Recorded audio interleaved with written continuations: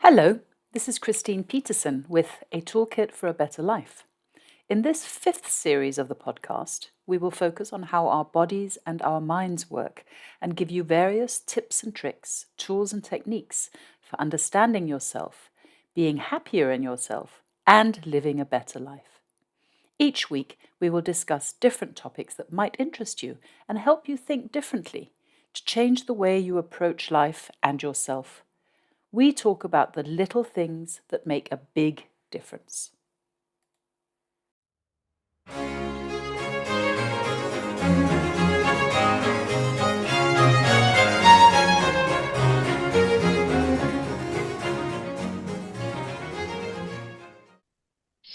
Hello. Today on A Toolkit for a Better Life, I am again speaking with Isabella Puddu and Francesca Betteni. We had such a great conversation last time, so I thought we would have another conversation this week. And this week we're going to be talking about caregiving. Hello, Isabella. Hello, Francesca. How are you today? Hello, Christine. Happy to be here again with Francesca. Hello, Christine. I'm very happy to be here. I'm very fine today. Thank you. Wonderful. I'm happy to hear it. So before we start on this very interesting topic of caregiving, let me introduce Isabella and Francesca. So Isabella is Isabella Puddu. She is a professional certified ICF coach and a professional medical and caregiver coach. Isabella worked in the pharmaceutical field and devoted herself to voluntary work for many years. And since 2017, she has been coaching individuals and also developing tailor-made workshops for school students. She collaborates as a coach in supporting healthcare workers in a Swiss hospital. And she's also a partner and a mentor of the Medical Coaching Institute for both Italy and Switzerland in order to promote medical coaching training. Francesca is Francesca Betteni. She is an executive and ICF professional certified coach. She's also certified in Hogan assessment and in unlocking EQ. So she has an emotional intelligence certification. She also has a master's degree in NLP, neuro-linguistic programming. She worked for more than 15 years in the pharmaceutical industry and is at the moment training at the Medical Coaching Institute to become a professional and certified medical coach and to be able to practice professionally. I am very pleased to have you with me today, and I'm really looking forward to this topic, which is of great interest to many people, I think. So, who is a caregiver? Let's start by the basics. So a caregiver is a general term for somebody who assists a person who needs help. Mm-hmm. So a caregiver is someone who provides care and support to another person who may need assistance due to illness, disability, age-related issues, and other challenges. This means that a caregiver can be a medical caregiver, a home caregiver, a family caregiver, and much more. But today, we would like to talk about the caregivers who voluntarily and gratuitously cares for a person, often a family member, a partner, or a friend, who need help because of an illness, a disability, an addiction, or even a mental health problem, and who are unable to take care of themselves. The name of this person is caretaker. Caretaker, right, okay. So what's the difference between caregiver and caretaker? So the caregiver is somebody who gives the care. Instead, the caretaker is somebody who receives the care. Okay, that makes a lot of sense. A give and take, yes. Give and take, exactly. Thank you, Isabella. Yeah. This is the relationship.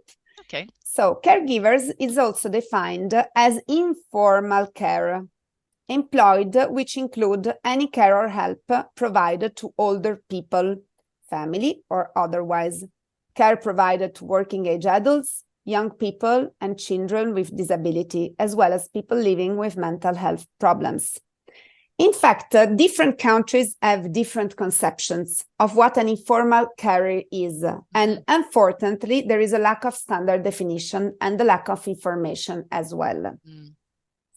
So anyone can be a caregiver, and many do not even realize that they are caregivers, because becoming a caregiver is a sudden process for some, and a gradual one for others. Hmm.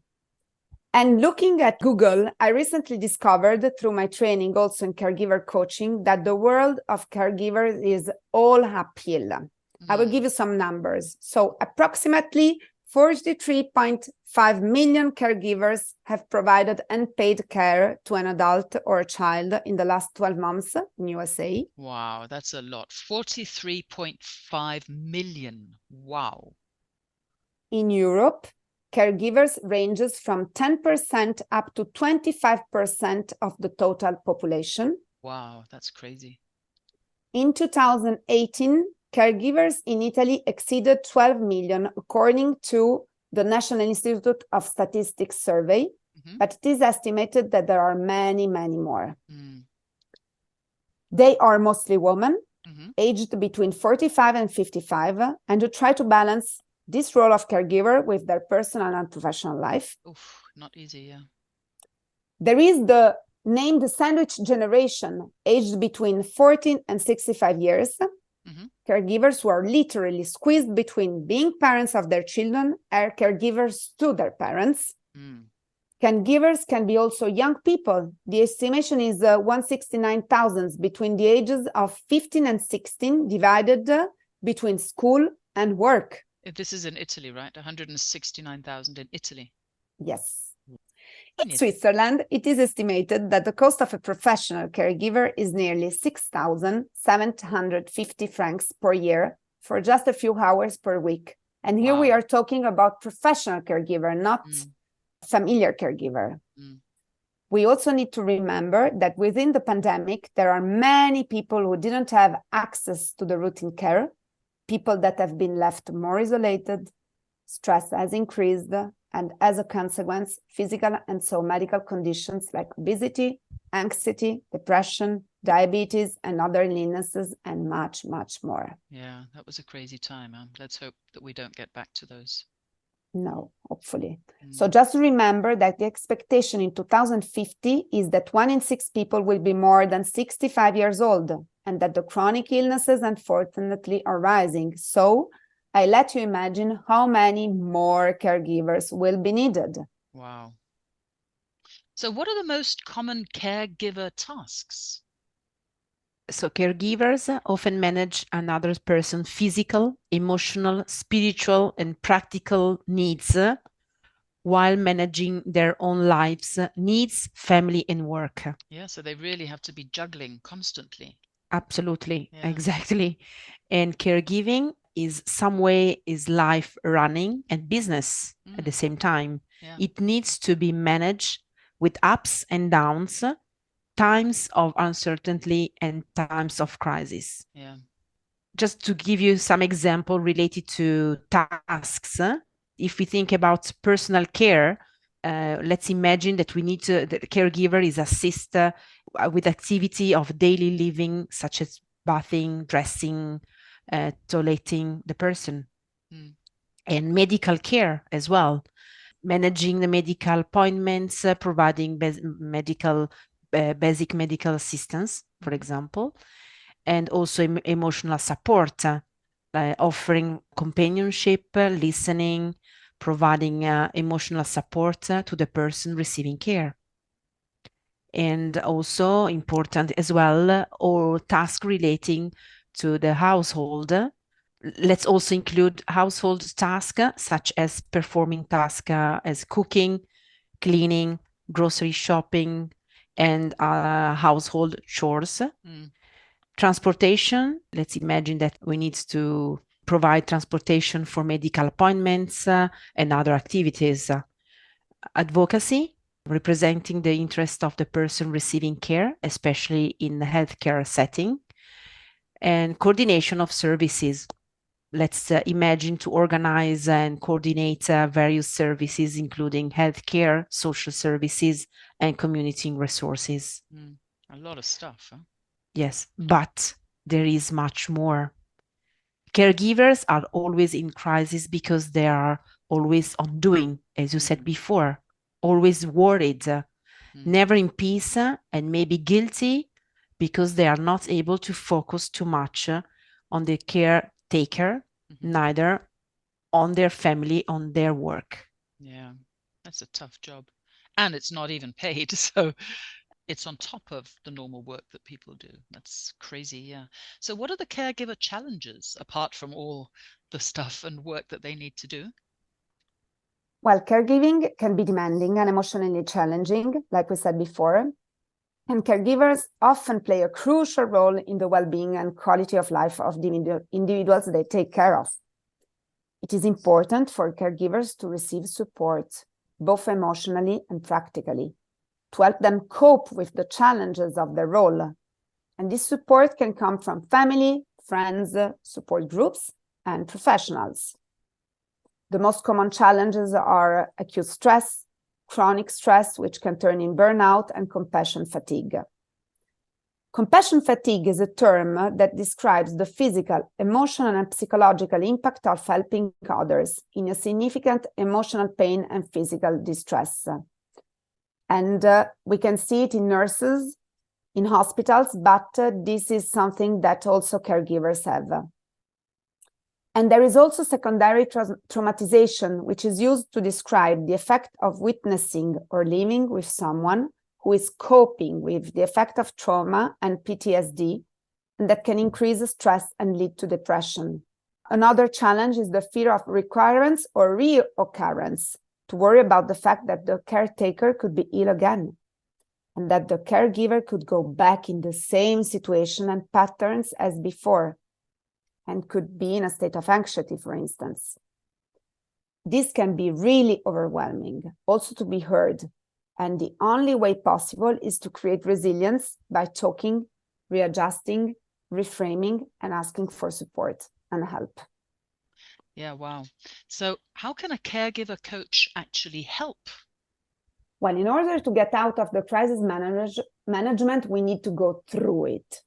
When coaching caregivers, we want to help our client to reconnect to her resources and to find his own way to deal with the situation, connected with himself and aligned with his values and his scope. And to be the most effective, caregivers must work on a number of skills recognized in executive functions, such as working memory. It is the ability to retain and to store all the amounts, imagine the amounts of information regarding the caretaker and his illness. Yeah, wow. There has to be emotional agility. Being a caregiver means dealing constantly with both the caretaker emotions and the personal ones. And it is about learning how to process them, to balance them, but also to make the shift into another emotional state. Being sad, but knowing that a task needs to be accomplished, although we are sad, for instance. Yeah. Task initiation, this is interesting. It means that there is always something new to do. So procrastination is not possible. Caregivers need always to start the process in a way or in another, because they are taking care of somebody. Stress management and self-care. It is about learning to cope with stress and become resilient in uncertain times. Part of the stress is related to others, the caretaker, medical team, for instance. Identifying stressor is fundamental, and learn to take care about themselves, finding a way to support themselves. Flexibility and adaptable learning and thinking. As all the change are unexpected, but very, very common for caregivers, they need to work on learning new skills, change and the situation, while the situation is changing. Days can be very different because a crisis is always possible. An illness with getting worse, a medical appointment has been delayed. Learning to see new perspectives is fundamental both for the caregiver and the caretaker. And then there is the effective communication. It is a process where the intended message is successfully received and understood from all the parts.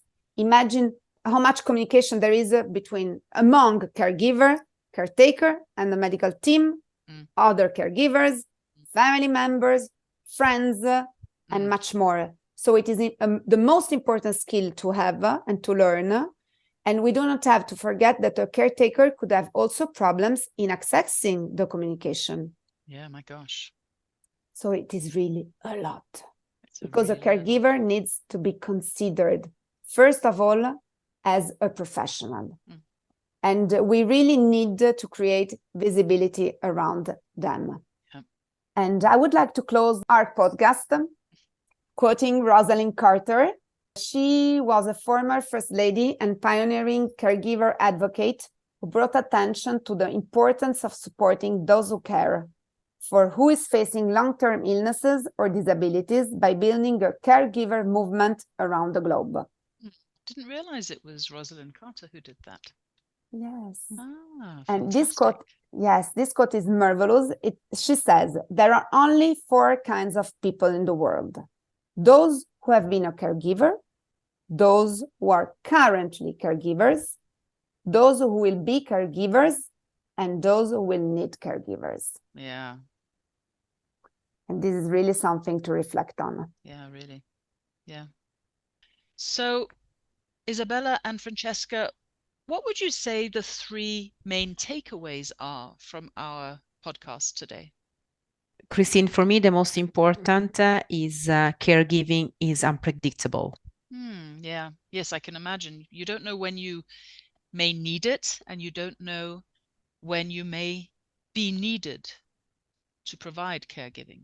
True. Yeah. Absolutely. And for me, the second point is that self-care is fundamental. Yeah. Yes. I think caregivers are so focused on taking care of the other person that they really forget themselves. And I can imagine that the more you forget yourself, the easier it is then to become basically burned out. Yes. And let's imagine that also it has to be considered as business with all its consequences. That's a very interesting concept. I hadn't thought about being a caregiver as being a business. And I suppose, yes, you're right. Yeah. On the good days and the bad days. Has to keep going. Yeah. Wow. Thank you very much, Isabella and Francesca. This was a really interesting podcast. And I think it's given a lot of food for thought for a lot of people. I loved the quote that Rosalind Carter made. And yes, we will all become caretakers at some point in our lives, and maybe actually caregivers as well. So thank you very, very much, Isabella and Francesca, for your time today. I wish you a wonderful rest of the day, and I say goodbye. Thank you, Christine. It was a pleasure to be here. Thank you very much, Christina. Have a nice day. Thanks a lot. Bye. Bye. Bye-bye.